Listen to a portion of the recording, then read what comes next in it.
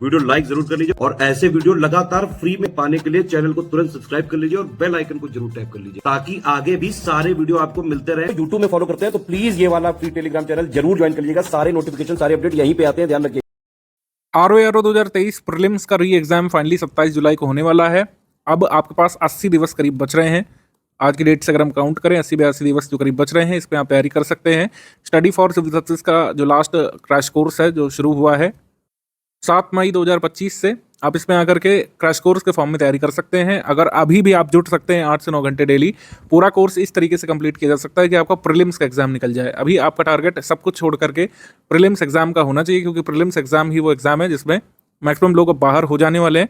केवल पोस्ट के 15 गुना लोग ही मेंस लिखने वाले हैं। ठीक है, तो आपको प्रीलिम्स क्लियर करना है हर हाल में। अगर आपको लेटेस्ट स्टेजेस में जाना है, आरओ 2023 की वैकेंसी में मेंस वगैरह की तैयारी करनी है, प्रीलिम्स निकालना ही पड़ेगा। 80 दिवस अभी भी पर्याप्त है, मैं कहूँगा। डेली अगर आप बिना ब्रेक के 8 से 9 घंटे डेली दे सकते हैं, 80 दिवस भी पर्याप्त है पूरी तैयारी करने के लिए प्रीलिम्स के लिए। स्टडी फॉर सिविल सर्विसेज का 7 मई वाला क्रैश कोर्स कैसे चलेगा, अभी एग्जाम की जो डिमांड है कट ऑफ निकालने वाली, उसको कैसे पूरा कर सकते हैं आप, उसके बारे में बात करेंगे स्ट्रैटेजी वीडियो में। पूरा शुरू से लेकर आखिर तक इस वीडियो को देखिएगा।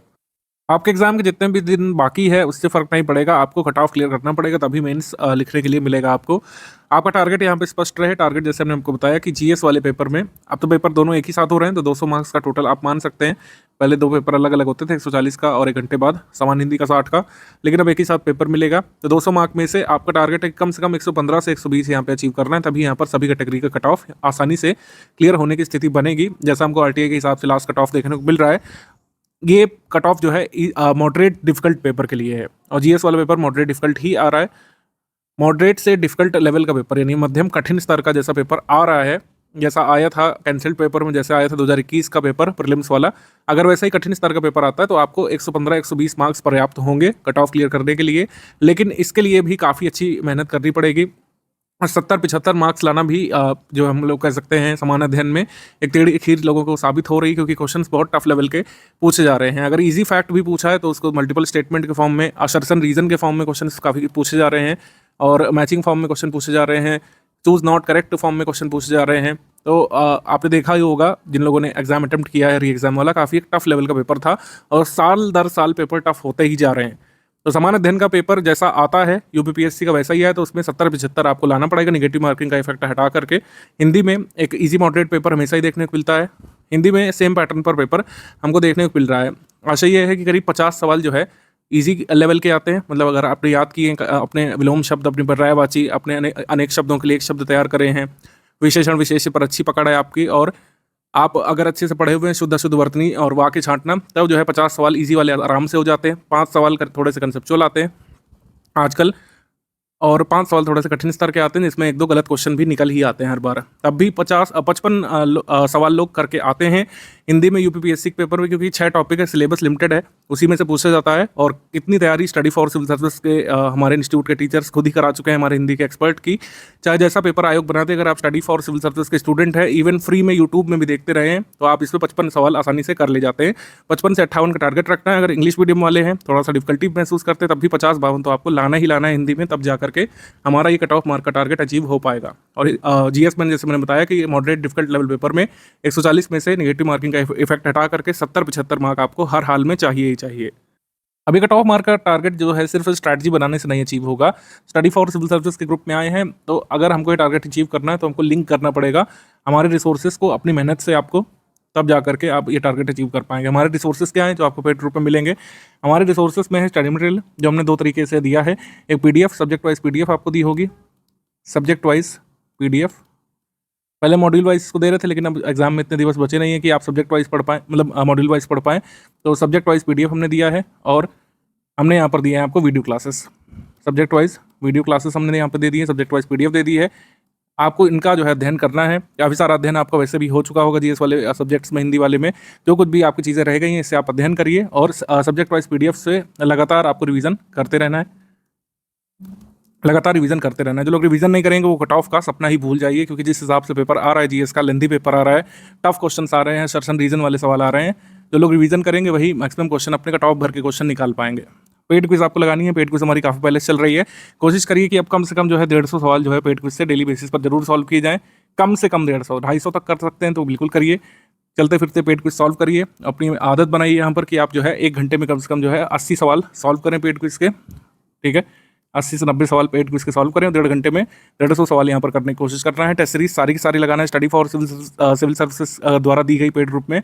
अगर आपको लगता है कि एसएस की टेस्ट सीरीज आप टेस्ट सीरीज के तरीके नहीं सॉल्व कर पा रहे हैं, ओएमआर लेकर के टाइमर लगा करके नहीं सॉल्व कर पा रहे हैं, इतना समय नहीं बच रहा है, तो टेस्ट सीरीज के क्वेश्चंस, उसका आंसर और उसका एक्सप्लेनेशन जो है कम से कम स्टडी मटेरियल फॉर्म में जरूर आप लोग तैयार कर लीजिए। इससे काफ़ी लाभ आपको डायरेक्टली एग्जाम में मिलेगा।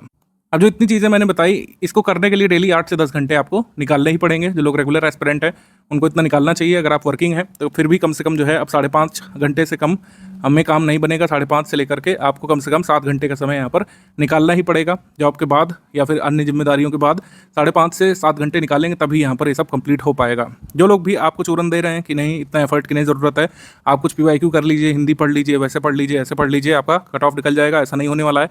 आप खुद ही देख चुके हैं फेब 2024 में जिन लोगों ने पेपर दिया होगा, कई सारे लोग ऐसे थे जो 10-12 सवाल भी GS वाले नहीं निकाल पा रहे थे। इस तरह का पेपर आया था।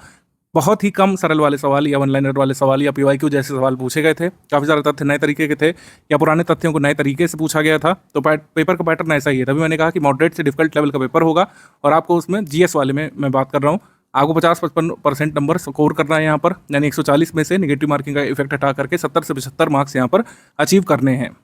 तो हमारा जो टारगेट है और हमारा जो स्टडी मटेरियल है बिल्कुल एक दूसरे के लिए बनाए गए हैं। आप लोग कह सकते हैं स्टडी फॉर सिविल सर्विसेज का study material paid quiz test series इस टारगेट को अचीव करने के लिए बिल्कुल सफिशिएंट है। हम लोग ये दावा भी नहीं कर रहे हैं, ये वादा ही कर रहे हैं आपसे, और सारे प्रूफ वगैरह भी हम लोग देते हैं हमेशा। जो फेब मंथ में पेपर हुआ था 2024 उसके बाद भी हमने प्रूफ दिए थे और जुलाई में भी प्रूफ देंगे आपको 30 तारीख के करीब कि हमारे स्टडी मटेरियल से प्रैक्टिस रिसोर्सेज से कट ऑफ भर का किया जा सकता था या फिर नहीं, और वही निकलेगा, कट ऑफ भर का किया जा सकता है। लेकिन ये दोनों चीज़ें लिंक करने के लिए, हमारे स्टडी मटेरियल को अपने टारगेट से लिंक करने के लिए, दोनों का मिलाप कराने के लिए डेली 8 से 10 घंटे आपको देने पड़ेंगे। बिना 8 से 10 घंटे दिए होगा नहीं, क्योंकि ऐसा तो नहीं कि आप एग्जाम रूम में स्टडी मटेरियल हमारा लेकर के जाएंगे, पोथा लेकर के जाएंगे और तब उसमें क्वेश्चन सॉल्व करेंगे। वो तो सब पहले से ही पढ़ के जाना है। तो इसी सब चीज़ को तैयार करके जाने के लिए, पेड क्विज को तैयार करके जाने के लिए, टेस्ट सीरीज को तैयार करके जाने के लिए आपको डेली 8 से 10 घंटे देने पड़ेंगे। सब कुछ स्टडी मटेरियल से ही आएगा, सब कुछ हमारे प्रैक्टिस रिसोर्सेज से, स्टडी मटेरियल से, हमारे वीडियो क्लासेस में से कवर हो जाएगा। लेकिन इसको कवर करके जाना पड़ेगा आपको, क्योंकि ऐसा तो है नहीं कि एग्जाम रूम में सब स्टडी मटेरियल लेकर के आप क्वेश्चन सॉल्व करेंगे, ऐसा तो नहीं होने वाला है। तो ये पहले से ही आपको तैयार करके जाना पड़ेगा। कुछ लोग अपने रिवीजन मोड में, लगातार रिवीजन में आपकी हेल्प करने के लिए हमारी रिवीजन सीरीज भी चल रही है यूट्यूब पर। रिवीजन सीरीज जो हमारी चल रही है उसको कई लोग देख रहे हैं, उसकी PDF वगैरह पेड ग्रुप को मिल ही रही होगी। लेकिन कई लोग वीडियो देख रहे हैं तो मुझे काफ़ी ये सही लगता है कि वीडियो से पेड ग्रुप वाले भी पढ़ रहे हैं। रिवीजन सीरीज के वीडियो 35 से 40 मिनट के होते हैं। मैं हमेशा कहता हूँ कि उसमें ज़्यादा समय आपको नहीं देना है। रिवीजन की टेक्निक्स बेसिकली उसमें बताई जाती है कि कोई टॉपिक अगर पढ़ रहे हैं तो उसको कैसे पढ़ना है, RO प्रीलिम्स को ध्यान में रखते हुए, कौन से तथ्य याद कर रहे हैं, कौन से फैक्ट जो जरूरी हो सकते हैं, उसका रिवीजन हम लोग करा देते हैं। बाकी पढ़ना पूरा ही स्टडी मटेरियल है, लेकिन अगर रिवीजन सीरीज के वीडियोस पढ़ेंगे या एटलीस्ट PDF देखते जाएंगे तो मोस्ट इंपॉर्टेंट फैक्ट से रूबरू होते जाएंगे, जिसके पूछे जाने की संभावना सर्वाधिक रहेगी। सामान्य हिंदी के लिए बारे में जैसे कुछ लोग पूछ रहे थे कि सर हमने अभी तक बहुत ध्यान से नहीं पढ़ा है, तो क्या पढ़ें कि हम जो है 55 वाला टारगेट अचीव कर पाएँ। तो जैसे मैंने आपको बताया कि सामान्य हिंदी में सिर्फ स्टडी फॉर सिविल सर्विसेज का जो स्टडी मटेरियल है उसका रिवीजन करते रहिए आप लोग। अन्य बुक का मत करिएगा इसके साथ में। जैसे कुछ लोगों को फियर ऑफ मिसिंग आउट होता है, तो क्या करते हैं कि हमारे स्टडी मटेरियल के साथ हिंदी वाले के साथ कई सारी और बुक ले आते हैं कि ऐसा ना हो कि कहीं कुछ छूट जाए। तो उस चक्कर में आप लोग अपने फैक्ट गलत कर लेते हैं, क्योंकि मार्केट में जितनी बुक्स हैं कई बार उसमें कई सारे पर्यायवाची कवर नहीं किए गए हैं, कई सारे विलोम बताए नहीं गए हैं, अनेक शब्दों के लिए एक शब्द कई बार छोड़ दिए गए हैं उसमें।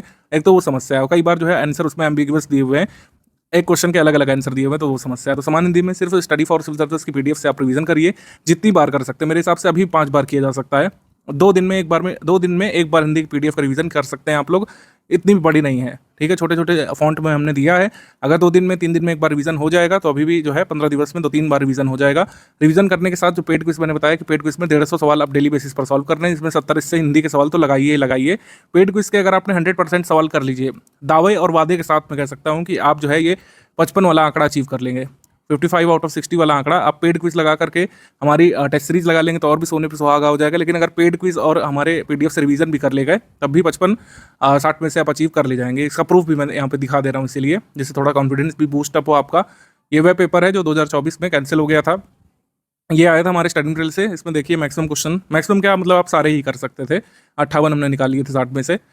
पेड क्विज से, टेस्ट सीरीज से और स्टडी मटेरियल से आप 58 क्वेश्चन निकाल सकते थे। मान लीजिए 2-3 भूल भी गए, नहीं याद आ रहे हैं आपको, कुछ पर्यायवाची कुछ विलोम भूल भी गए, तब भी इसमें से 155 मार्क्स अचीव किए जा सकते हैं, ठीक है। और ये बिल्कुल किया जा सकता है, डुएबल टारगेट है बिल्कुल।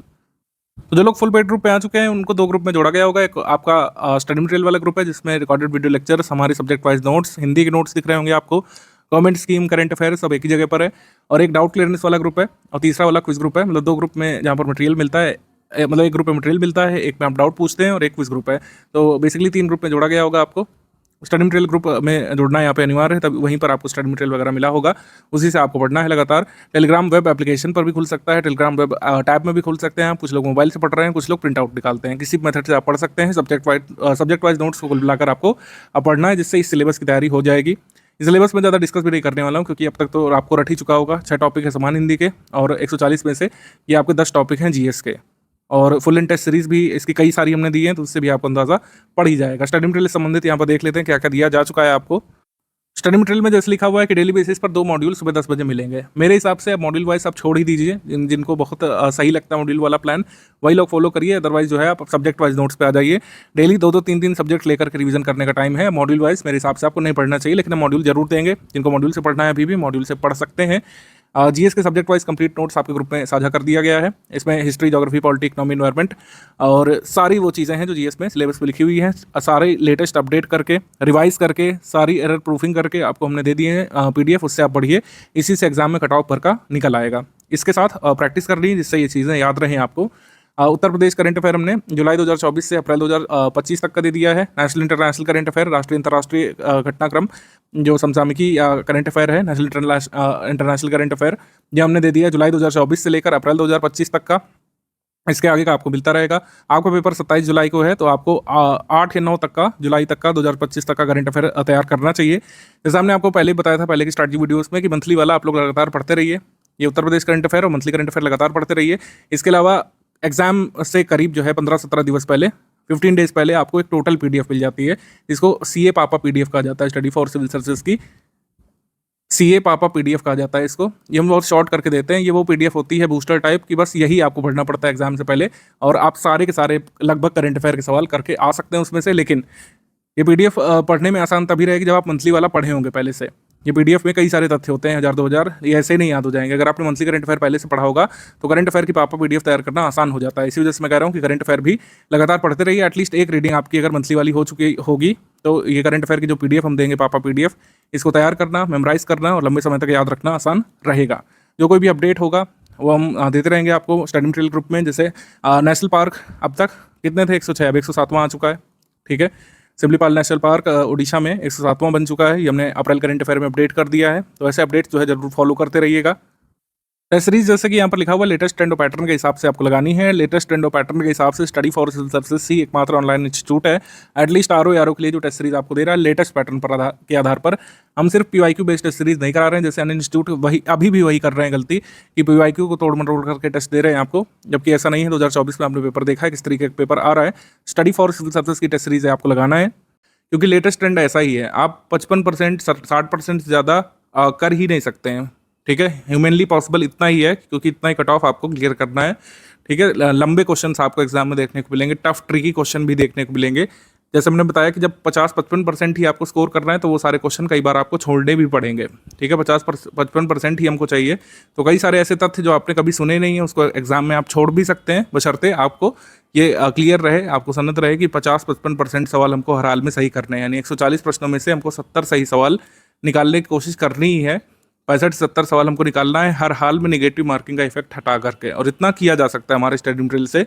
कुछ तथ्य एग्जाम में हमारे स्टडी मटेरियल से नहीं आएंगे, किसी के स्टडी मटेरियल से नहीं आएंगे। कुछ तथ्य जो पूछे जाते हैं वो एग्जामिनर के दिमाग की उपज होती है, वो आंसर की में ही क्लियर हो पाता है कि क्या उन्होंने पूछा और क्या उसका उत्तर है। ऐसे क्वेश्चन से दूर रहने का प्रयास करिएगा। आप कुल मिला करके ये ध्यान रखिएगा कि ओएमआर पर आपके 70 सही सवाल अगर निकल रहे हैं तो उससे ज़्यादा रिस्क लेने की ज़रूरत नहीं है। डिफिकल्ट लेवल का पेपर आता है तो, अगर इजी लेवल पेपर आता है तो वहीं पर आपको निर्णय लेना पड़ेगा कि हमको ये जो आंकड़ा है ये 70 से लेकर 90 तक भी ले जाना है, अगर पेपर जो है ईजी प्रतीत होता है आपको वहाँ पे। तो ये जो कैलकुलेशन है इसको बेस्ट रखने के लिए या फिर इस पर अपना कह सकते हैं माइंडसेट अच्छी तरीके से मजबूत करने के लिए आपको कई सारे फुल एंड टेस्ट लगाने पड़ेंगे। इसी वजह से स्टडी फॉर सिविल सर्विसेज ने जीएस के काफ़ी सारे फुल एंड टेस्ट अपनी टेस्ट सीरीज में डाले हैं। 64 टेस्ट हम लोग कराएंगे, जिसमें 28 फुल एंड टेस्ट हमने दिए हैं जीएस वाले। तो इन 28 फुल एंड टेस्ट को अटेम्प्ट करने के बाद आपको अपने आप ही ये जानकारी हो जाएगी कौन से तथ्य जो है अटेम्प्ट करने लायक होते हैं, कौन से तथ्य छोड़े जाते हैं, और 140 प्रश्नों के कठिन पेपर में 70 सवाल कैसे सही निकाले जाते हैं। ठीक है, सरल सवाल कैसे छांटे जाते हैं पूरे पेपर में से, ये आप सीखेंगे इन 140 प्रश्नों के 28 सेट लगाने के बाद। इसी वजह से 28 फुल एंड टेस्ट हमने दिए हैं। 10 सेक्शन वाइज टेस्ट है, इनको भी जरूर लगाइएगा।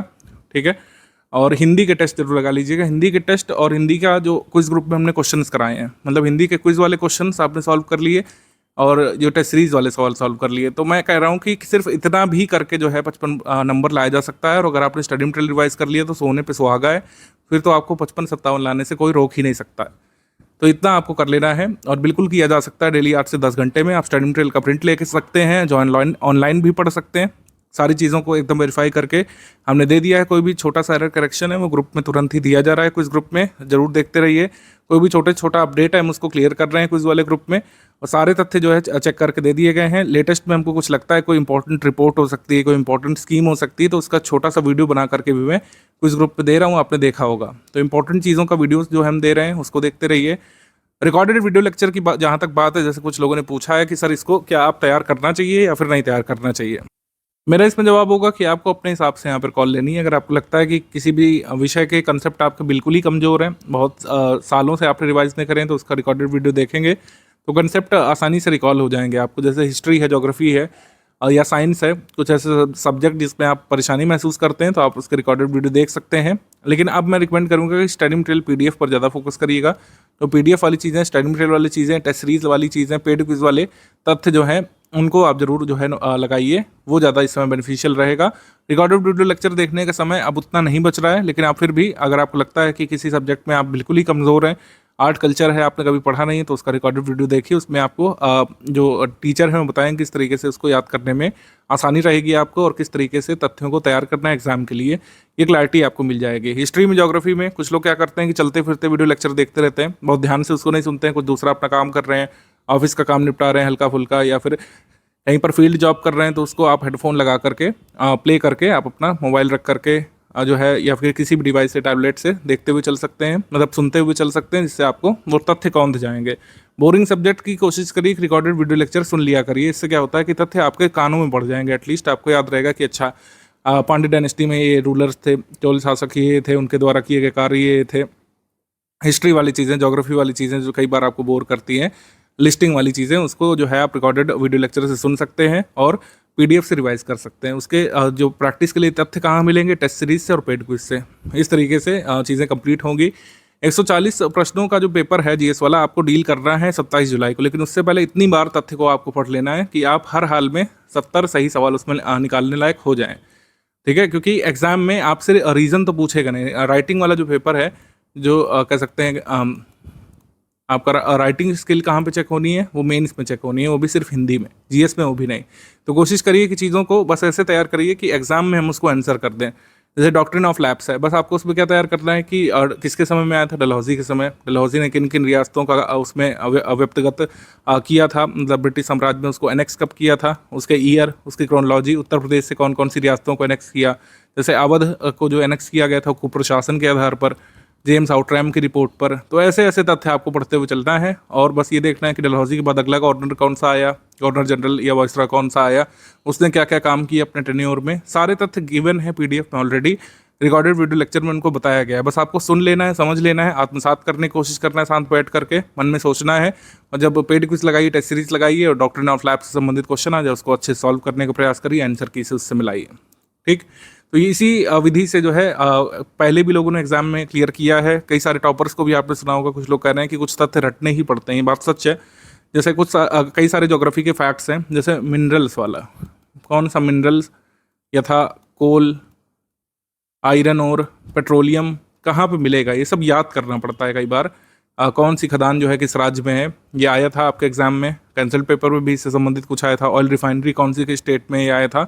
इस साल मैं कोल के बारे में बहुत एक्सपेक्ट कर रहा हूँ, कोल पेट्रोलियम कहाँ पाए जाते हैं, किस नदी घाटी में, इससे संबंधित तथ्य आ सकता है। तो उसको तैयार करने में कोशिश करिए कि कुछ मैप का प्रयोग करिए, जो भी आपकी मेथोडोलॉजी है उसको तैयार करने की, इसको अपना सकते हैं। जैसे कुछ लोग मैप में तैयार करते हैं, आप लोग जो है ब्लैंक पॉलिटिकल मैप ला सकते हैं और इसमें आप फिल करिए। जैसे मैंने यहाँ पर एक एग्जांपल दिया है कि कोल माइंस ऑफ इंडिया, यहाँ पे फिल करिए कौन सी कोल माइन किस स्टेट में मिलेगी, आप चाहें तो क्या कर सकते हैं, जैसे मैंने किया कि कोल माइंस को फिल कर लिया राज्यों में लगा करके, अब इस राज्यों को आप खुद से भरिए। ठीक है, विजुअलाइज करिए इसमें कि ये जो कह सकते हैं कर्णपुरा है, कर्णपुरा की खदान आपको कहाँ पे देखने को मिलेगी, तो ये कहाँ पे मिल रही है, झारखंड में। यहाँ पे झारखंड लिख लिया, झारखंड। ठीक, ऐसे ही फिर यहाँ पे झिलमिली लिखा हुआ है, झिलमिली हो गया, कोरबा हो गया, और विश्रामपुर हो गया। ये सब माइंस आपको यहाँ पे देखने को मिल रही हैं, ये देखने को मिल रही हैं छत्तीसगढ़ में। तो यहाँ पर आपने लिख लिया छत्तीसगढ़, छत्तीसगढ़। ठीक, फिर ऐसे ही तलचड़ की माइंस आपको कहाँ पर देखने को मिलेगी, ओडिशा में, ऐसे फिल कर लिया। तंदूर की माइंस तेलंगाना में, आंध्र प्रदेश में कहाँ पर मिलेगी, तमिलनाडु में जो है नेवेली की खदान देखने को मिलती है, और ये लिग्नाइट कोयले के लिए फेमस है। कांपटी, वरोरा, वलारपुर, ये कहाँ पे आपको देखने को मिलेगा, महाराष्ट्र में। ठीक है, ऐसे आपने जब फिल किया तो आपको याद रह जाएगा एग्जाम में। ऐसे कुछ टेक्निक्स आप अपना सकते हैं।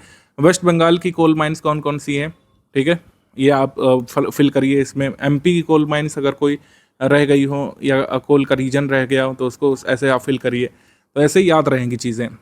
ये कुछ आप मेथड अपना सकते हैं। इसमें कोल माइंस का मैंने एग्जांपल दिया, आप इसमें गोल्ड माइंस का एग्जांपल ले सकते हैं, आयरन और माइंस का एग्जांपल ले सकते हैं, या फिर इसमें रिफाइनरी भरिए, या फिर आप इसमें नेशनल पार्क याद कर लीजिए, या फिर वाइल्ड लाइफ सेंचुरी बना लीजिए। ऐसे ही उत्तर प्रदेश के 1-2 मैप लेकर के प्रैक्टिस कर सकते हैं। यही काम वर्ल्ड मैप के लिए भी किया जा सकता है। आयरन और माइंस ऑफ इंडिया का मैंने बनाया था, लॉ एस की खदानें कौन सी किस स्टेट में देखने को मिलेगी, ऐसे आप फिल करके याद कर सकते हैं। ये जो डेटा है कहाँ से मिलेगा, जैसे मैंने डेटा लिखा है ये कौन सा स्टेट में, या आपके स्टडी मटेरियल में, इसको बस देख के आप फिल करने की कोशिश करिए और फिर राज्यों के नाम खुद से लिखिए, ऐसे आपको याद रह जाएगा। ऐसे कुछ टेक्निक्स आप अपना सकते हैं कुल मिला करके, या फिर कोई भी रिवीजन टेक्निक है। कुछ लोग नोट मेकिंग करते हैं, छोटा छोटा नोट मेकिंग करते हैं, आप नोट मेकिंग भी कर सकते हैं। जो भी मेथडोलॉजी आपको सूट करे आप ऐसे करके याद करना शुरू कर सकते हैं। याद करिए, लेकिन चाहे आप मल्टीपल टाइम्स रिवाइज करके याद करिए, चाहे रिकॉर्डेड वीडियो लेक्चर सुन के याद करिए, करना तो पड़ेगा ही याद। इंग्लिश मीडियम वाले स्टूडेंट्स कुछ अगर स्केप्टिकल हैं कि जो 55 मार्क्स वाला लक्ष्य है वो कैसे हम प्राप्त करेंगे, तो मैं प्रूफ सहित ही आपको दिखा दे रहा हूँ। 2023 का जो एग्ज़ाम कैंसिल हुआ था फेब 2024 में होने के बाद, उसमें इस तरीके से क्वेश्चंस जो आए थे वो ऑलरेडी हमने जो है अपने स्टडी मटेरियल में या पेड क्विज में या फिर टेस्ट सीरीज में कहीं ना कहीं उसको पूछा था, और आप ऐसे 57 सवाल सही निकाल सकते थे। 2 सवाल जो है डिस्प्यूटेड थे, उसमें 1 से अधिक जो है उत्तर होने की आशंका थी। तो इस तरीके के प्रश्न आते हैं हिंदी में, और इनको आप स्टडी मटेरियल से, हमारे पेड क्विज से, टेस्ट सीरीज से लगातार सॉल्व कर सकते हैं। सब कुछ ज़्यादातर आपको इसमें मिल जाएगा।